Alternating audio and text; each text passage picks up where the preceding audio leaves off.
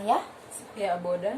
Di sini kami akan berdebat tentang tindak pidana korupsi kasus pemerasan. Nah, contoh kasus yang dapat kami ambil di sini yaitu memberi uang damai saat ditilang polisi. Ada seorang penyetir mobil yang ditilang oleh polisi saat perjalanan ke rumahnya.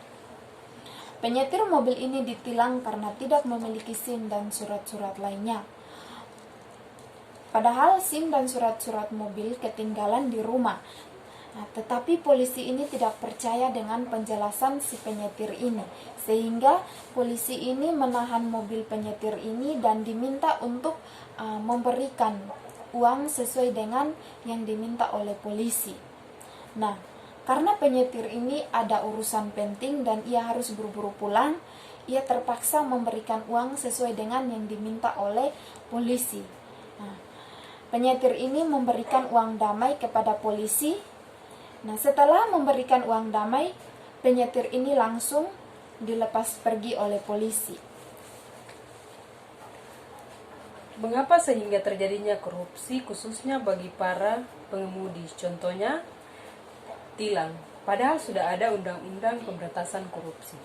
Ya, Sophia, korupsi pemerasan ini sering terjadi dalam kehidupan kita setiap hari. Dan bahkan di lingkungan saya itu, saya sering dengar korupsi pemerasan ini sering terjadi. Itu mengapa? Karena polisi itu lebih mementingkan diri sendiri. Mereka ingin kaya, sehingga mereka itu melakukan korupsi pemerasan, meskipun sudah ada undang-undang pemberantasan korupsi. Kalau kebiasaan seperti itu kita pertahankan dalam lingkungan kita, maka salah saja kita membiarkan cikal bakal korupsi dalam diri kita. Ya, Sophia. Nah, bahkan mereka itu tidak memikirkan orang lain, sehingga mereka menggunakan jabatan mereka untuk melakukan pemerasan kepada pengendara motor juga mobil. Apapun alasannya, para penyetir pasti takut berurusan dengan polisi. Mereka takut berurusan dengan hukum. Lebih baik kita mengikuti saja tata cara sidangnya.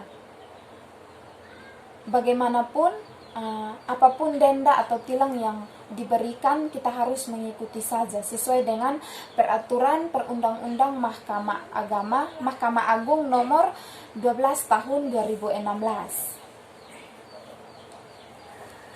Kalau prosedurnya jujur, denda yang sudah pernah dibayar akan dikembalikan dan risiko para penyetir hanya SIM.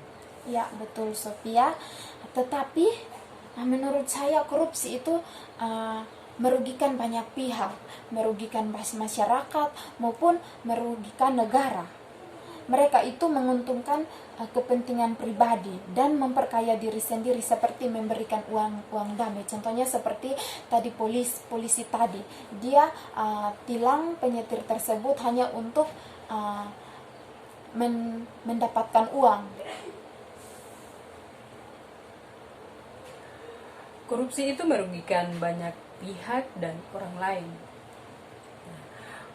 Korupsi itu hal yang perlu dibatasi, karena kita harus melaporkan kepada pihak yang berwenang, seperti pemerintah, supaya mereka dapat mengatasi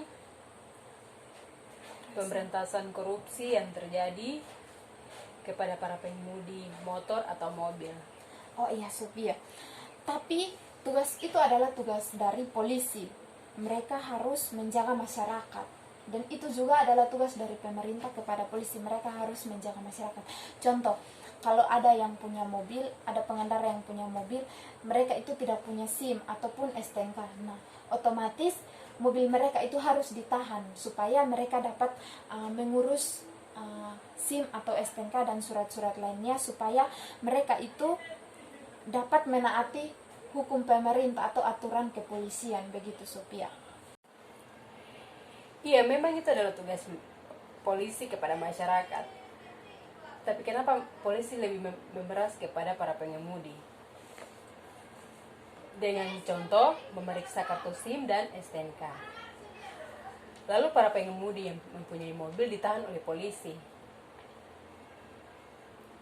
Nah, dengan cara seperti begitu mereka menolong masyarakat atau merugikan masyarakat. Nah, itu Sophia. Itu yang saya bingung.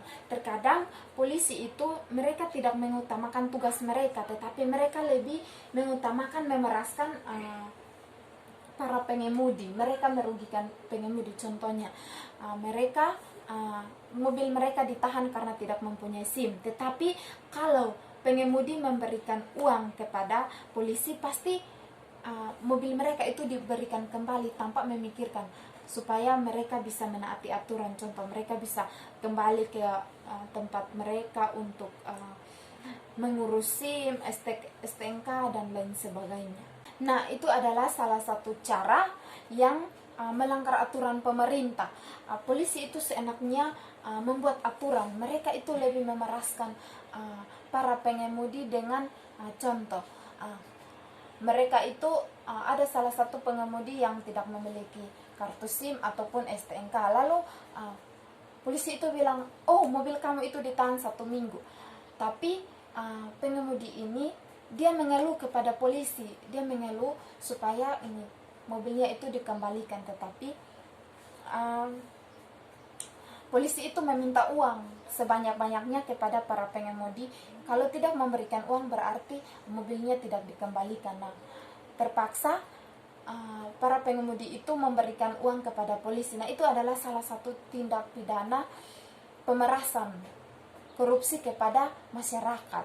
Itu adalah salah satu pelanggaran hukum. Mereka itu lebih memeraskan uang kepada para pengemudi tanpa memikirkan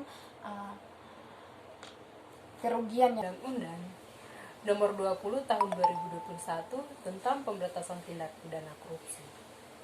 Nah, kebanyakan polisi melakukan peraturan sendiri tanpa seizin dari pemerintah atau tanpa sepengetahuan dari pemerintah. Banyak masyarakat yang mengeluh tentang pemeriksaan SIM atau surat-surat yang lain sebagainya. Ya, oleh karena itu korupsi itu harus diberhentikan.